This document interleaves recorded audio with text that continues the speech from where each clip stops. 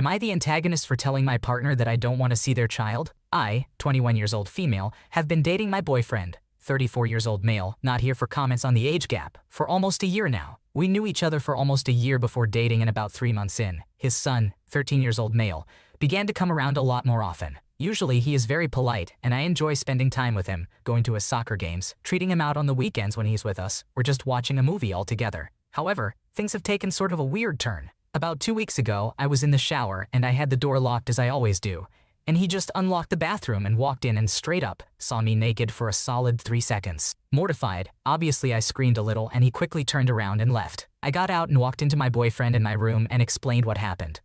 Obviously, he was furious, and they talked for about an hour. After that, things seemed fine again. However, it was short-lived, by 3 hours. My boyfriend decided he wanted to get some wine and cook dinner. I had no issue with this, but my boyfriend's son did and told me that I allow my boyfriend to drink and that if I cared about his health, I wouldn't. My boyfriend drinks maybe 5 times a year excluding Christmas and his birthday, so I didn't see the issue with it. I told him his dad is an adult and I don't make his decisions, but he just blew up on me and slammed the door. He called me a bitch under his breath, and I was hurt by his statement. My boyfriend and I frequently work out together, and I make extremely healthy food for the both of us since I'm in the military.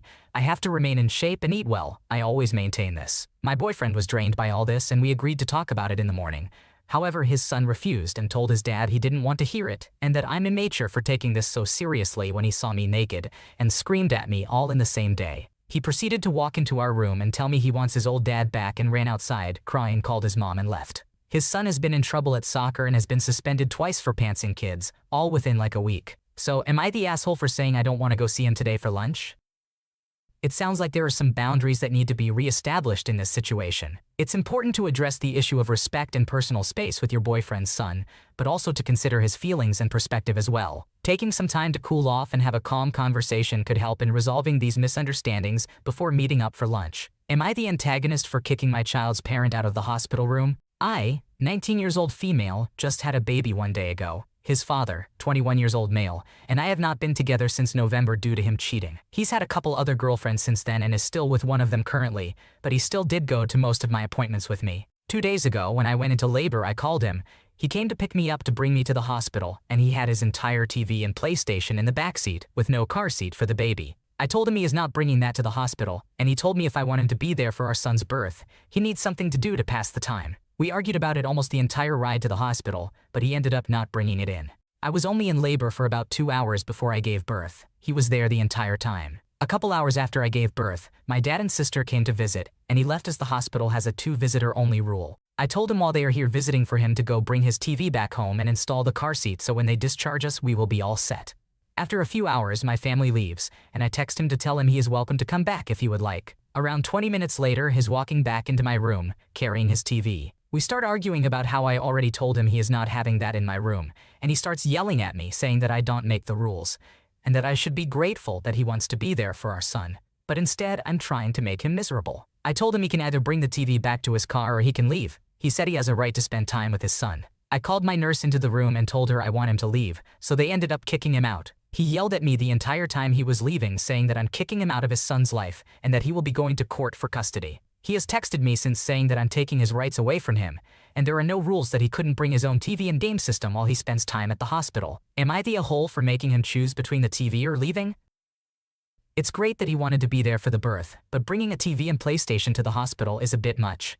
Maybe he was just hoping to catch some daytime TV drama. You're not the a-hole for setting boundaries. It's important to prioritize a peaceful and comfortable environment for you and your new baby. Am I the antagonist for not wanting to pay my siblings' tuition anymore? I am 24 years old and have siblings, 4-year-old female, 13-year-old female, and 19-year-old female, and they have lived with me for 5 years, and our mother is not mentally stable. I didn't even know of my youngest sister's existence until she was 2 years old, and a family member expressed concern for her. That is just to give you an idea of how unstable my mom is. My 19-year-old sister, let's call her Emmy, went to college in the fall. Financial aid had covered a really heavy fee, and it was left to me to cover about $6,000 after it, which didn't seem too bad considering how much university is without it, and I also agreed to give her $50 a month to sustain herself. I agreed to pay that money for my sister because at the time, I really didn't want her taking out any loans. I didn't get the opportunity to go to college. I have been working since I was pretty young, and I had my siblings, so there was no way I could juggle a job that would sustain us in college. Now my sister called me a few days ago and asked for $100 to go out with her friend. I said I don't have it. She got upset and said that the money I gave her was only enough for her sanitary supplies and she could barely eat out. She has a meal plan and a dorm. I told her for the 5th time to get a job. Guess what she told me after that? She told me I wanted to ruin her college experience because I am uneducated and didn't get the chance to go to college. So I am placing my anger on her because I am jealous of her. We even argued for a hot minute. She even asked me what I was spending my money on, and I asked her if she knew how much she knew it was to maintain our youngest sister. She said she was in school half the day. My younger sister is in daycare. Public school is free, daycare is not. I need to work, and in order for me to work, I have to pay an outrageous amount to leave her in a daycare. Now, Emmy is somehow unaware of this and is acting like taking care of 3 of them is a financially easy task. Mind you, this is not the first time she is being selfish. I asked her to apply to be a resident assistant so she could get free housing, but she didn't even attempt to apply. If she got rejected, I wouldn't be upset, but she did not even turn in an application. After arguing with her that what she said was selfish, I gave in and agreed with her. I told her I was so jealous that I was not going to pay for tuition ever again, and when she comes home, she can get a summer job to maintain herself or take out a loan. I don't know why I am working myself thin and exhausting myself for someone who doesn't even appreciate it. I told her I wasn't joking and was dead serious and hung up. She sent me some apologies after. Am I being a jerk and cutting her off? She will still always have a place in my home. I am not leaving her homeless. Or is she just a teenager and being childish? P.S. I understand that me taking in my sibling was my choice, but it wouldn't hurt to receive some thanks for the amount of work I do for them. It sounds like you have taken on a lot of responsibility at a young age, and it's understandable to feel frustrated when your sister doesn't seem to appreciate it. It's important for her to understand the sacrifices you are making for the family, but cutting her off financially might not be the most constructive way to address the situation. You might consider having a calm conversation with her about the challenges you face and how you both can work together to find a solution that works for everyone. Am I the antagonist for not letting my ex's child around our child? My ex and I were together for 6 years and engaged for 6 months. His daughter, 14 years old, and I got along fine, until she accused me of being a racist. My ex, myself, his daughter and baby mom, BM would all hang out, and everything was great. We would always hang out at his baby mom's house and with her family. I would always come up with ideas for us to do stuff, but she never wanted to leave the house. On a few occasions, I told my ex in private that his baby mom made me uncomfortable because she kept saying the N-word, I'm the only black person, and comparing my relationship with him to theirs, and even telling me about intimate details from their relationship. At first, he told me I was overreacting and creating unnecessary drama, but other people started to point it out too. After a year, his daughter started staying with us on weekends, so I thought it was no longer necessary for me to hang out with his baby mom, as she knew who I was and was comfortable with her daughter being around me. During COVID, his daughter stayed with us during school nights. As my ex and I became more serious, his baby mom became meaner and more toxic toward him, saying he was a bad dad and didn't spend any time with her or her family anymore, which was weird because he was always with his daughter. Him and his baby mom were fighting all the time. The following year, his baby mom started to withhold his daughter from us and would only let my ex have supervised visits with his daughter if the baby mom was present. I was not allowed to come. When he asked what her issue was, she stated, "Your girl made me feel some type of way." After doing supervised visits for a year with no change or room for growth, my ex took his baby mom to court for partial custody. She told her lawyer that I was a racist, and he was physically, verbally abusive toward her. She said I said all white people are ugly, I'm half white, and that I hated Jewish people. My ex and I both denied these claims as they were not true. Their daughter at the time was 12 years old. I overheard my ex and his daughter on the phone, and she was calling me a bad person and said that she didn't want to be around me. She later told my ex she felt that I put a wedge between him and her mom and that she wasn't willing to talk to me unless her mom was willing to. 8 months later, we went to court and his daughter accused me of being a racist, co-signing everything her mom said as well as accusing my ex of being abusive toward her and her mother. The following month, my ex and I got engaged. 6 months later, I found out he cheated on me, citing my relationship with his daughter being the reason why, and then blamed me for him not having a good relationship with his daughter. I put him out. I found out I was pregnant the following month. He recently told his daughter about the pregnancy, and she's really excited to be a big sister. But after everything, I want nothing to do with her, and I don't want her around my child. Am I the asshole for saying his daughter is not allowed to be in our child's life?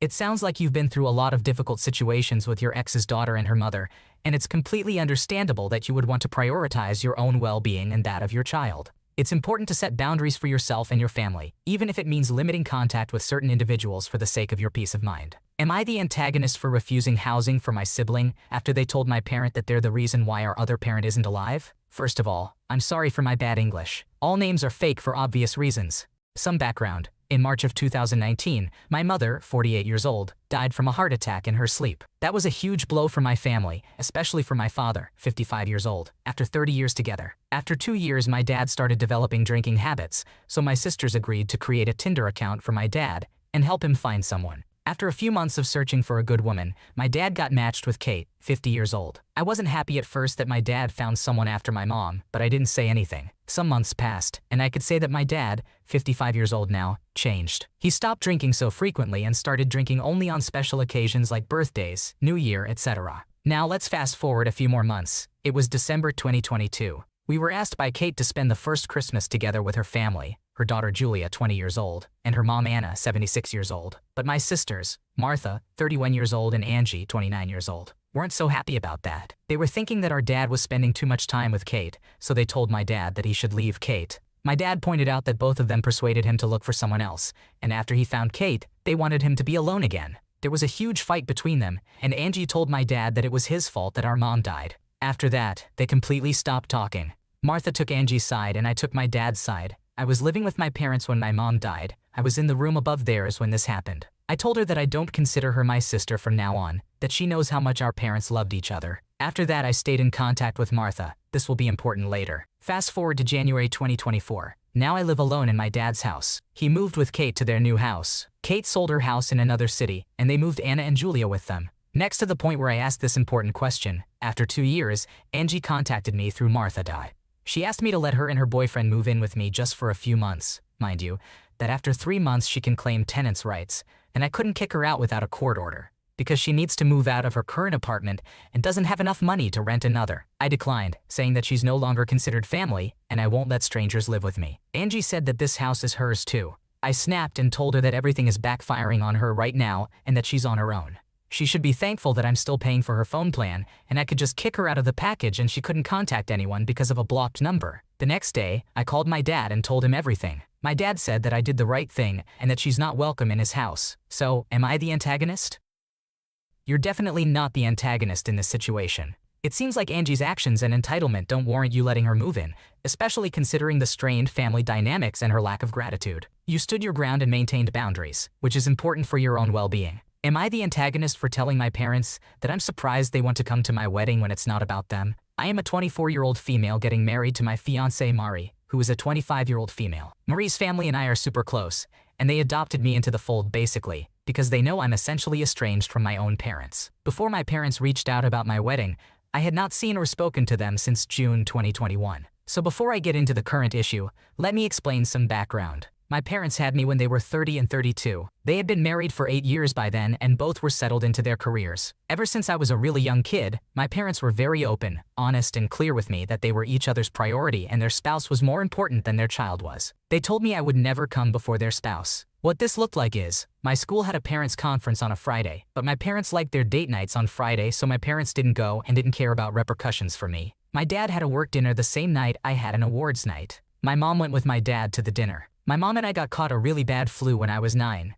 I might have been 8. My dad made sure he prioritized taking care of my mom, and when it came to seeing a doctor instead of trying to get both of us in, my mom went first. It would take time off work if the other was sick, so they could care for each other, but mostly I had to go to school even when the school policy said no. I was left with a family member one night because my mom had a work party celebration. I was rushed to the hospital that same night because of my appendix. My parents didn't show up until the party was over. My dad didn't want to ruin my mom's night. Once the school bus didn't show up, my dad's car was in for repairs, so my mom was driving him to work. They said they didn't have time to take me, so I had to spend the day with an elderly neighbor and didn't go to school. My parents didn't even call to tell the school, so I got in trouble the next day. They missed my high school graduation for each other too. They often told me how much they had already sacrificed for me and how I shouldn't expect more, and especially not at the expense of their marriage relationship. Eventually I was like, yeah, you know what, we don't need to be in each other's lives. Clearly I'm just a burden. Even though I was actually planned. My parents would sometimes call to tell me something, but that took forever. I never intended to invite them to my wedding, but they found out about me getting engaged, called me up, asked why they hadn't been told by me, and wanted to know details so they could arrange their schedules now. I told them they weren't invited. My parents told me not to be silly because of course they are. This is when I told them I was surprised they wanted to come since it's not about them. My parents called me rude and said I had no reason to be so standoffish about this. They told me common sense would say they will be there. Am I the asshole?